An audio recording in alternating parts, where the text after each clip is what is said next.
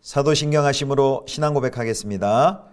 전능하사 천지를 만드신 하나님 아버지를 내가 믿사오며 그 외아들 우리 주 예수 그리스도를 믿사오니 이는 성령으로 잉태하사 동정녀 마리아에게 나시고 본디오 빌라도에게 고난을 받으사 십자가에 못 박혀 죽으시고 장사한 지 사흘 만에 죽은 자 가운데서 다시 살아나시며 하늘에 오르사 전능하신 하나님 우편에 앉아 계시다가 저리로서 산자와 죽은 자를 심판하러 오시리라. 성령을 믿사오며 거룩한 공회와 성도가 서로 교통하는 것과 죄를 사하여 주시는 것과 몸이 다시 사는 것과 영원히 사는 것을 믿사옵나이다. 아멘.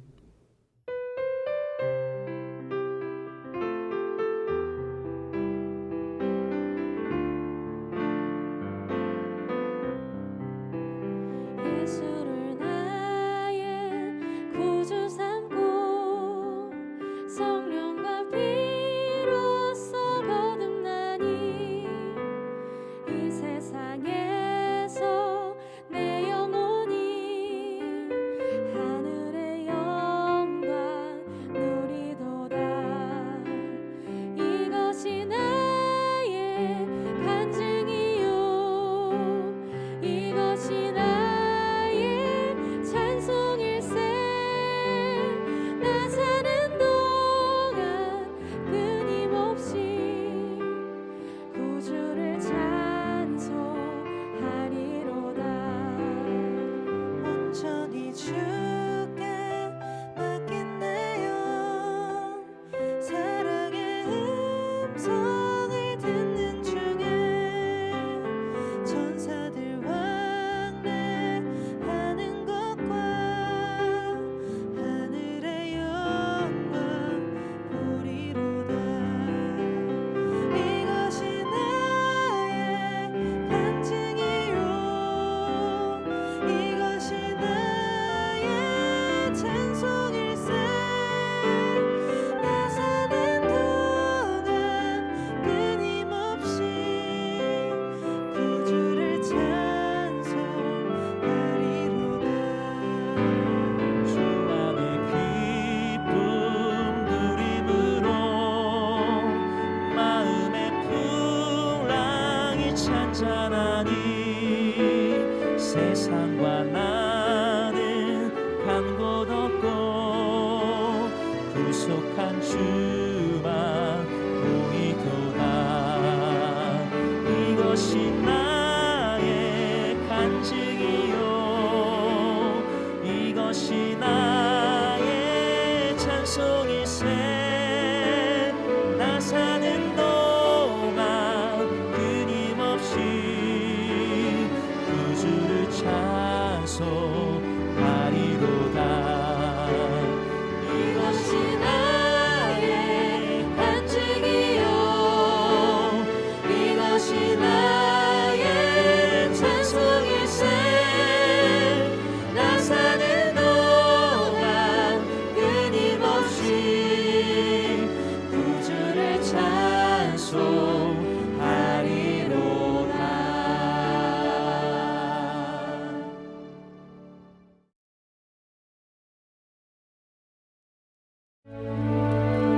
형제들아, 우리가 너희 가운데 들어간 것이 헛되지 않은 줄을 너희가 친히 아나니 너희가 아는 바와 같이 우리가 먼저 빌립보에서 고난과 능욕을 당하였으나 우리 하나님을 힘입어 많은 싸움 중에 하나님의 복음을 너희에게 전하였노라. 우리의 권면은 간사함이나 부정에서 난 것이 아니요 속임수로 하는 것도 아니라 오직 하나님께 옳게 여기심을 입어 복음을 위탁받았으니 우리가 이와 같이 말함은 사람을 기쁘게 하려 함이 아니요 오직 우리 마음을 감찰하시는 하나님을 기쁘시게 하려 함이라. 너희도 알거니와 우리가 아무 때에도 아첨하는 말이나 탐심의 탈을 쓰지 아니한 것을 하나님이 증언하시느니라. 또한 우리는 너희에게서든지 다른 이에게서든지 사람에게서는 영광을 구하지 아니하였노라. 우리는 그리스도의 사도로서 마땅히 권위를 주장할 수 있으나 도리어 너희 가운데서 유순한 자가 되어 요모가 자기 자녀를 기름과 같이 하였으니 우리가 이같이 너희를 사모하여 하나님의 복음뿐 아니라 우리의 목숨까지도 너희에게 주기를 기뻐함은 너희가 우리의 사랑하는 자 됨이라. 형제들아, 우리의 수고와 애쓴 것을 너희가 기억하리니 너희 아무에게도 폐를 끼치지 아니하려고 밤낮으로 일하면서 너희에게 하나님의 복음을 전하였노라. 우리가 너희 믿는 자들을 향하여 어떻게 거룩하고 옳고 흠없이 행하였는지에 대하여 너희가 증인이요 하나님도 그러하시도다. 너희도 아는 바와 같이 우리가 너희 각 사람에게 아버지가 자기 자녀에게 하듯 권면하고 위로하고 경계하노니 이는 너희를 부르사 자기 나라와 영광에 이르게 하시는 하나님께 합당히 행하게 하려 함이라. 이러므로 우리가 하나님께 끊임없이 감사함은 너희가 우리에게 들은 바 하나님의 말씀을 받을 때 사람의 말로 받지 아니하고 하나님의 말씀으로 받음이니 진실로 그러하도다. 이 말씀이 또한 너희 믿는 자 가운데에서 역사하느니라. 형제들아, 너희가 그리스도 예수 안에서 유대에 있는 하나님의 교회들을 본받은 자 되었으니 그들이 유대인들에게 고난을 받음과 같이 너희도 너희 동족에게서 동일한 고난을 받았느니라. 유대인은 주 예수와 선지자들을 죽이고 우리를 쫓아내고 하나님을 기쁘시게 하지 아니하고 모든 사람에게 대적이 되어 우리가 이방인에게 말하여 구원받게 함을 그들이 금하여 자기 죄를 항상 채우매 노하심이 끝까지 그들에게 임하였느니라. 성도 여러분, 좋은 아침입니다. 하나님의 은혜와 평강이 가득히 넘치는 복된 하루 되시기를 축복합니다. 오늘은 데살로니가전서 2장 1절에서 16절까지 복음의 위탁자요, 어머니요, 아버지라는 제목으로 함께 하나님 말씀 묵상하겠습니다.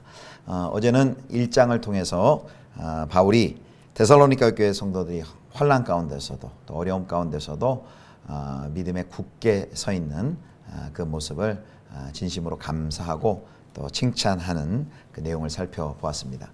오늘 2장이 이제 서신의 본론에 해당이 됩니다.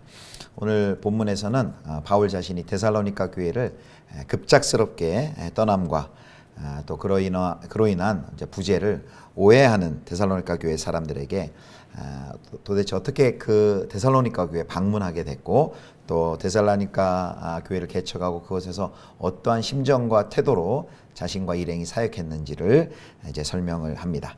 자, 먼저 자신과 일행이 빌립보에서 데살로니가로 어떻게 오게 되었는지를 이제 설명을 합니다. 자, 이제 이 데살로니가에 온 이야기가 사도행전 17장에 나와 있는데요. 16장에 보면은 사도 바울이 데살로니가 방문 전에 빌립보에서 큰 이제 핍박을 당합니다. 그 이야기가 2절에 나옵니다. 너희가 아는 바와 같이 우리가 먼저 빌립보에서 고난과 능욕을 당하였으나 우리 하나님을 힘입어 많은 싸움 중에 하나님의 복음을 너희에게 전하였노라.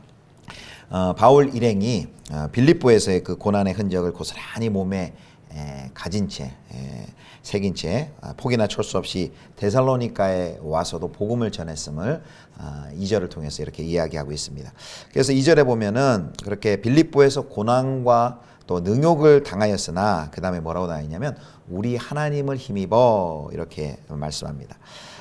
그 일이 하나님의 섭리 가운데 이루어진 일이라는 것이죠. 단순히 핍박을 피해서 도망치다가 어쩔 수 없이 데살로니가로 온 것이 아니라 그 고난 가운데서도 하나님의 세밀하신 인도하심을 통해 그 데살로니가에 오게 되었다는 것이죠. 그리고 그 고난 가운데 하나님이 주시는 힘과 또 용기와 도움을 힘입어서 이제 복음을 너희에게 전하였노라 이렇게 말하고 있는 것입니다.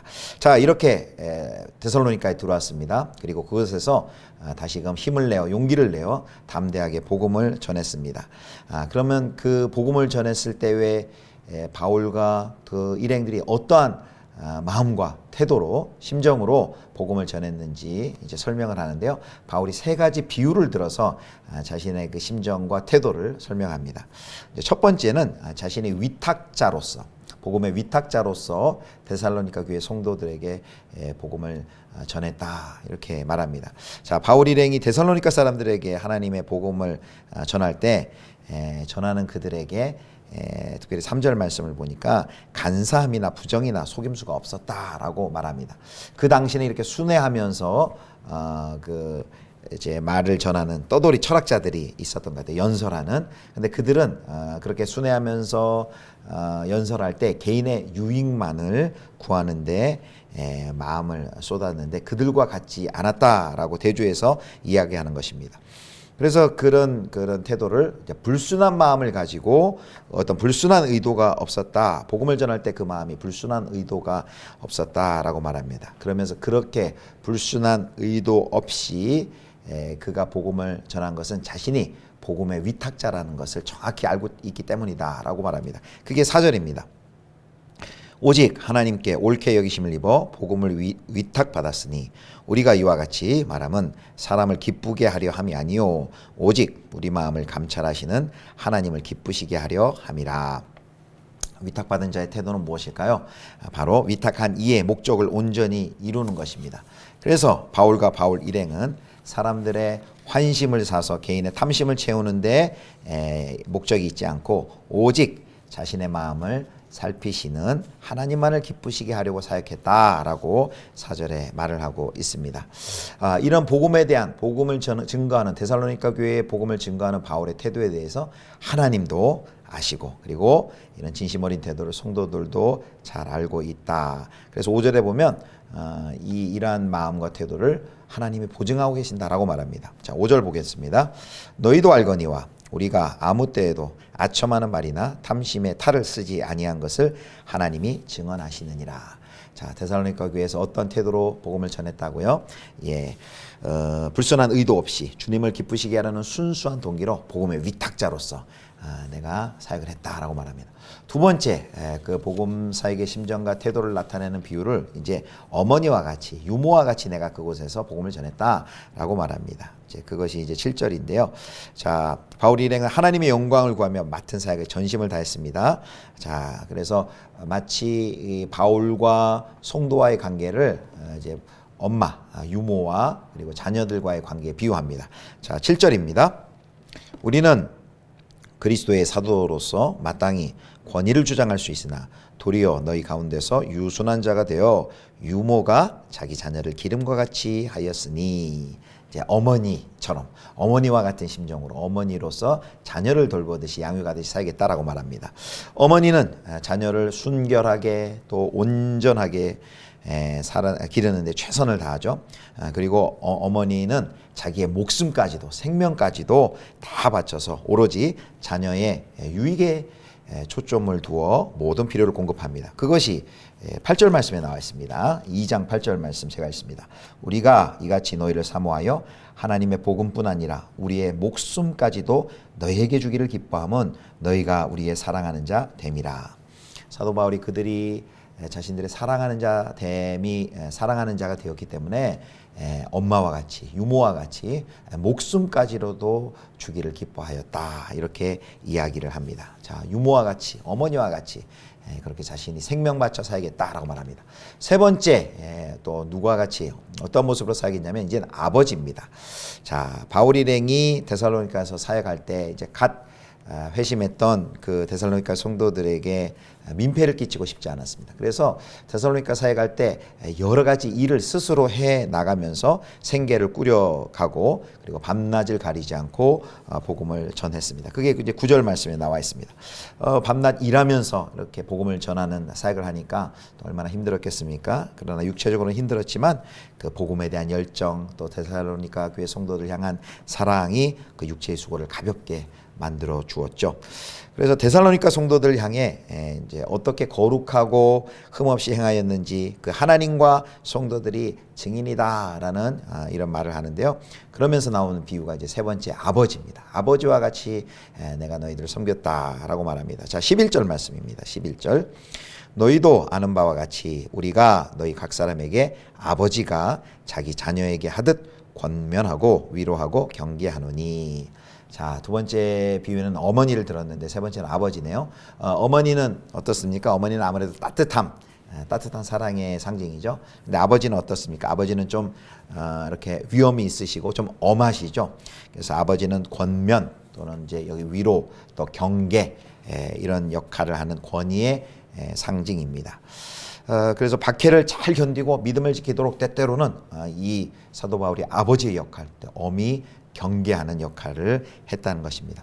관계가 어그러질 것을 염려해 잘못된 것을 바르게 지적도 못하고 넘어가는 것이 아니라 그 잘못을 바르게 또 지적해주고 경계하고 권면하는 그 사랑으로 권하는 아버지의 역할, 그 아버지 역할을 이 사도 바울이 했다는 것입니다. 그러함으로써 바울은 데살로니가 성도들이 하나님 나라에 걸맞는 자녀다운 성도로 자라기를 기대했습니다. 자, 그 기대가 2장 12절에 나와요. 이는 너희를 부르사 자기 나라와 영광에 이르게 하시는 하나님께 합당히 행하게 하려 함이라. 여기 뭐라 그랬습니까? 12절에 자기 나라와 영광에 이르게 하시는 하나님께 합당히 행하게 하려 함이라. 즉 무슨 말입니까? 신앙의 성숙이 뒤따르기를 기대한다는 것이죠. 바울 일행이 보여준 그 삶의 복음에 합당한 삶, 복음의 본이 되는 그 삶을 보고 데살로니가 교회 성도들도 이러한 신앙 성숙이 있기를 사도 바울이 복음의 위탁자요 또 어머니요 아버지로서 사역하면서 그런 신앙의 성숙을 기대했다는 말씀입니다. 자, 우리 사도 바울이 어떤 심정과 태도로 데살로니가 교회에 사역했다고 우리가 살펴봤습니까? 첫 번째 복음의 위탁자, 두 번째 유모 어머니, 세 번째 아버지, 그 마음으로 한 사람 한 사람 데살로니가 교회 성도들을 챙겼습니다. 바울은 자신의 마음을 살피는, 다른 것 보지 않고 눈치 보지 않고 마음을 살피시는 주님만을 기쁘시게 하려는 그런 순수한 동기를 가지고 사역을 했습니다. 그래서 우리도 이런 바울의 사역의 모습 속에, 또 데살로니가 교회 성도를 향한 고백 속에 우리의 모습을, 우리의 섬기는 모습, 또 교회에서 사역하는 모습, 또 직장과 일터에서 우리가 맡겨진 그 사명의 일을 감당할 때 우리의 태도, 자세를 우리 한번 점검해 봐야 하겠습니다. 우리는 하나님 앞에서, 하나님과 사람 앞에서 투명하고 정직하게 사역을 하고 있습니까? 섬기고 있습니까? 혹 사람들의 칭송을 바라는 것, 또는 돈을 탐하는 것, 유명해지는 욕심, 이런 것이 우리 사역의 어떤 순수한 동기를 앞서고 있지는 않습니까? 그런 모든 것들이 모두 순전히 복음을 전하는 것을 왜곡합니다. 우리의 사역 태도를 살펴보면서 정말 우리의 사역의 태도, 우리의 섬김과 또 사명을 감당하는 태도는 무엇이 되겠습니까? 하나님을 기쁘시게 하려 한다라는 바로 그런 순수한 동기가 될 수 있기를 주님의 이름으로 축원합니다. 자, 여기까지가 이제 바울이 어떠한 마음가짐과 심정과 태도로 섬겼는지를 살펴봤다면, 이제 마지막 13절 16절에는 그러한 섬김을 받는 그런 복음을 받은 데살로니가 교회 성도들은 그럼 어떻게, 그들의 신앙은 어떠했는지를 두 가지를 이야기를 합니다. 자, 데살로니가 성도들은 바울 일행의 그 헌신적 섬김으로 정말 이제 아주 가태동한 교회였지만 아주 건강하게 그 교회가 자라난 모범적 교회입니다. 어머니의 사랑과 또 아버지의 권위 아래 이 자녀들이 건강하게 자란 것이죠. 그래서 그들의 신앙의 모습을 2장 13절에 이렇게 말합니다. 사람의 말로 받지 않고 하나님의 말씀으로 받았다라고 얘기하는데, 13절 보겠습니다. 이러므로 우리가 하나님께 끊임없이 감사함은 너희가 우리에게 들은 바 하나님의 말씀을 받을 때에 사람의 말로 받지 아니하고 하나님의 말씀으로 받음이니 진실로 그러하도다. 이 말씀이 또한 너희 믿는 자 가운데서 역사하느니라. 아멘. 바울은 데살로니가 교회 성도들이 말씀을 받을 때, 하나님의 복음을 받을 때 사람의 말로 받지 않고 하나님의 말씀으로 받았다라는 것을 강조하고 있습니다. 그리고 그것을 감사해요. 1장에는 믿음의 역사, 사랑의 수고, 소망의 인내에 대해서 감사하는데, 이제 2장 13절에 보면 바울의 또 다른 감사가 무엇입니까? 말씀을 받을 때에 하나님의 말씀을 사람의 말로 받지 않았다라는 그 점을 깊이 감사하고 있습니다. 그래서 그 말씀이, 그렇게 받은 말씀이 어떻게 됩니까? 믿는 자들 속에서 운동하고 역사하고 변화를 만들어내서 바로 고난을, 데살로니가 교회 그 성도들에게 임한 그 고난을 감내하고 견디어내게 하고 있습니다. 바로 말씀이 살아 역사하는 기적이 그 데살로니가 교회 성도들 가운데 일어난 것이죠. 자, 데살로니가 교회 성도들의 그 신앙 두 번째는 이제 고난을 믿음으로 받아들였다라는 것입니다. 고난을 믿음으로 받아들였다. 성도의 삶에는 필연적으로 고난이 따르죠. 이제 갓 태동한 신생한 데살로니가 교회 성도들에게도 고난이 있었습니다. 근데 그 고난의 그 뿌리가 어떻게 되는지, 그 고난이 정말 어떤 의미인지 사도 바울이 설명을 해줍니다. 자, 14절입니다. 형제들아, 너희가 그리스도 예수 안에서 유대에 있는 하나님의 교회들을 본받은 자 되었으니 그들이 유대인들에게 고난을 받은 것 같이 너희도 너희 동족에게서 동일한 고난을 받았느니라. 자, 지금 사도 바울이 하고 있는 말은 데살로니가 교회 성도들이 고난을 받고 있는데 그 고난을 유대에 있는 유대 성도들이 받는 고난과 연결시키고 있습니다. 유대 교회들 역시 동족 유대인들이 핍박합니다. 또 많은 고난이 그들 가운데 있습니다. 바울도 오기 전에 바로 빌립보에서도 그런 고난을 당했고 또 이 오기 전에 유대인들의 회방과 그 공격 때문에 많은 어려움을 당했습니다. 그와 마찬가지로 데살로니가 교회 성도들도 데살로니가에 있는 그 사람들에게 배척과 위협을 받고 있다라고 말합니다. 그래서 그럼 이 도대체 유대인들이 당했던 그 고난, 바울이 당했던 그 고난, 동일하게 그럼 데살로니가 교회 성도들이 지금 당하고 있는 고난, 그 고난의 의미는 무엇인지 사도 바울이 이야기합니다. 그것은 그들이 잘못 믿었기 때문에 당하는 고난이 아니다라는 것입니다. 오히려 그것은 바로 주 예수 그리스도와 그리고 많은 선지자들과 제자들이 당했던 고난이고 바로 그 고난은 그 예수 그리스도께서 가신 그 길을 잘 걷고 있다라는 것을 증명한다는 것입니다. 결국 그리스도인들에게는 이 고난이 필연적 삶이다라는 것을 강조하고 있습니다. 자, 2장 15절 보겠습니다. 2장 15절 유대인은 주 예수와 선지자들을 죽이고 우리를 쫓아내고 하나님을 기쁘시게 하지 아니하고 모든 사람에게 대적이 되어 아멘. 여기 또 주 예수와 선지자들을 죽이고 그 예수님이 당한 고난, 선지자들이 당한 고난, 이것을 이제 데살로니가 교회 성도들이 당한 고난과 연결하고 있습니다. 성도의 고난은 복음을 정확하게 믿고 있다라는 확실한 증거가 된다고 역설하고 있습니다. 그리고 바로 그 현재의 고난은 장차 나타날 하나님의 영광에 참여하고 있다는 명백한 증거라고 말하고 있습니다. 그것이 로마서 8장 18절 말씀이죠. 사랑하는 성도 여러분, 말씀을 맺겠습니다. 오늘 사도 바울은 그 데살로니가 교회에 가서 그들에게 어떤 심정과 태도로 살겠습니까?